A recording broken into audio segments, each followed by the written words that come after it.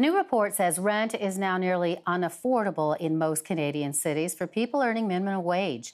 The study from the Canadian Centre for Policy Alternatives says low-income workers are only able to afford rent for a one-bedroom apartment in about 9% of Canadian neighbourhoods. For more, let's bring in the author of the report, CCPA Senior Economist David Macdonald, and he comes to us from our Ottawa studios. Good to have you on, sir. Thank you.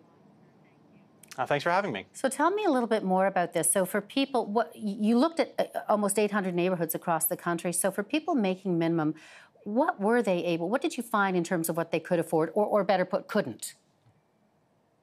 Well, what we did is we calculated the rental wage, so how much you'd have to make on an hourly basis to afford an average one or two bedroom apartment. So nationally, you'd have to make $22 an hour to afford the average two bedroom, or $20 an hour for the average one bedroom. And it can be much higher in big cities like Toronto or Vancouver. There, $35 an hour is what you'd have to make to afford the average two bedroom, or $27 for the average one bedroom. But I think what was most interesting about this study was that we didn't just look at the city level, but also at the neighborhood level. And so in Toronto, for instance, there's 117 neighborhoods with data. And of those 117 neighborhoods, there are 0 in which a full-time minimum wage worker could afford either a one bedroom or an average two bedroom apartment. 0. There are no neighborhoods where that's affordable. 0. Wow. In Vancouver is the exact same thing. There are 0 neighborhoods where you could afford a one bedroom or two bedroom apartment if you're working full time at minimum wage. And in fact, that's the norm in Canada. Out of the 36 cities that we looked at, 31 of them had 0 neighborhoods where you could afford a two bedroom apartment. And looking at one bedroom apartments, 2/3 of them had 0 neighborhoods where you could afford a one bedroom apartment, even at the neighborhood level. And so that, what I think is most concerning, is it's not that the average rent is high. I mean, that is concerning, but there aren't even pockets in big cities like Toronto or Vancouver anymore where it's inexpensive to rent. And when you're talking about affording things, in terms of the income coming in, what percentage are we looking at that goes to rent?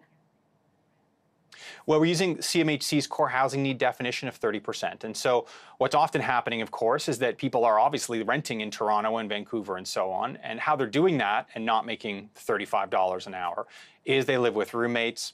They spend a lot more money on rent than that 30% threshold. Or they're living in much smaller places and living on the outskirts of town instead of downtown because it's just too expensive. And what do you think this says about our rental markets? I mean, really right across the country.